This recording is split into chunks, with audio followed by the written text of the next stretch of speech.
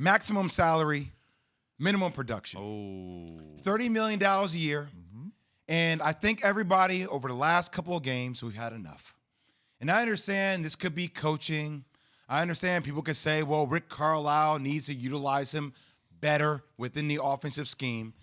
But whenever I saw Kristaps Porzingis catch the ball last night, it was like a hot pocket. Give it right back to Luka. Give it right back to Tim Hardaway Jr. Do you remember when this trade happened? A lot of people said, Tim Hardaway Jr., he's the throw-in package. Oh, well, it's kind of feeling like Porzingis was the throw-in part of the package here. I mean, he's had single digits in playoff games. And I said at halftime, I said, hey, look, I understand Luka is the star of this team, but the highest paid player needs to show up in Game 7. He did not do that. Porzingis, you will have marital issues within Dallas. I do not think he will be a Dallas Maverick for that much longer. Really? I just wonder what trade assets they can find in return from somebody. Gave up 2 firsts. I know. 2 firsts for injury him. issues, By the way, ankle, knee, a lot of questions around Porzingis. 10 shot attempts per game in the 7-game series. Only 10. Tim Hardaway Jr. averaged 17 a game on 14 shot attempts.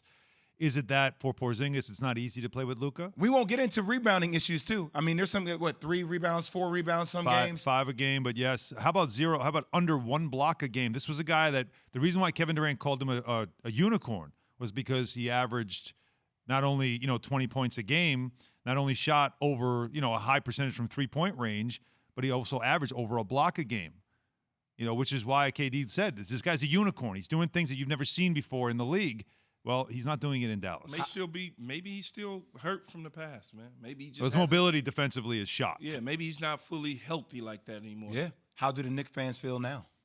Feeling pretty good about it now? That Feeling second first-round pick right now. Feeling good about number it now. Number 19, number there 21. You go. Bring it back. Maybe they knew something. Okay. I still hate the trade, though. Number 4. Number 4. Next wave. We're witnessing it, my friends. And we haven't talked about it yet, and I'll get into it. But names like Trae Young, put it on the show. Names like Donovan Mitchell, show. Devin Booker, show.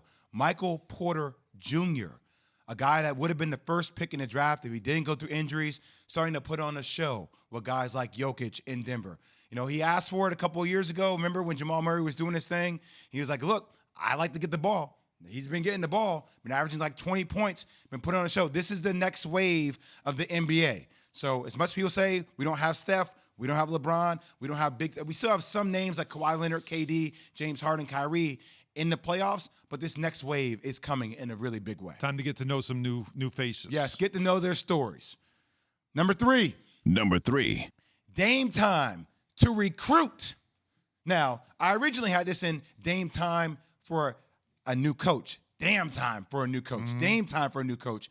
I think a guy, Chauncey Billups, will get this job.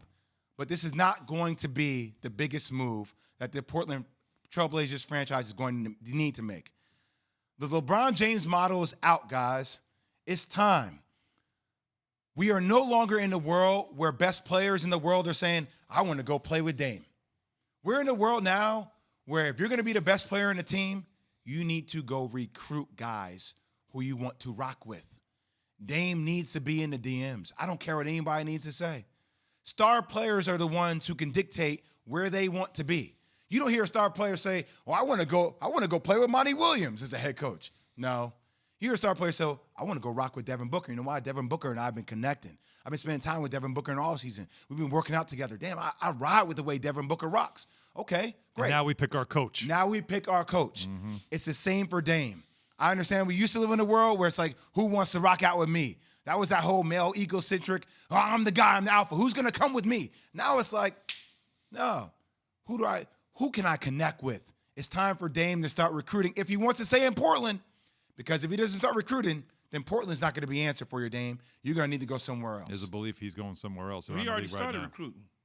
He got turned down. Yeah, J. Kidd. He already started the recruiting process. You got to start that it yesterday. Yeah. You got to do it. You got to do it. Got to double, triple down.